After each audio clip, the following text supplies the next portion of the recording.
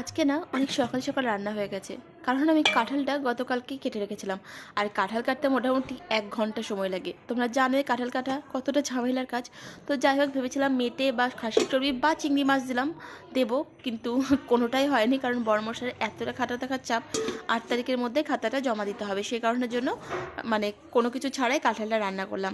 আর আমাদের বাড়িতে যেহেতু পিঙ্কি আজকে আসবে না কাজে, সেজন্য না ভাবলাম যে প্রত্যেক দিনের মতনই ঘরটা ঝেড়ে নেব, সাথে নিচের বিছানাপত্রগুলোও ঝেড়ে নেব। কারণ আমি আমার ঘরটা নিজে ঝাড়তেই বেশি পছন্দ করি। আমি না প্রত্যেক সপ্তাহেই বিছানার কভার, বালিশের কভার এগুলো চেঞ্জ করি।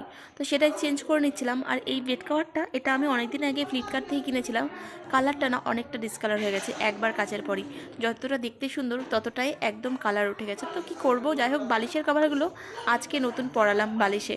আর এই যে মোটামুটিভাবে গুছিয়ে নিয়েছি, এখন স্নান করতে যাব। বেলা প্রায় 12:30 মতো বাজে। মুখে এই ঐশিয়ার ফেস প্যাকটা লাগিয়ে নিয়েছি।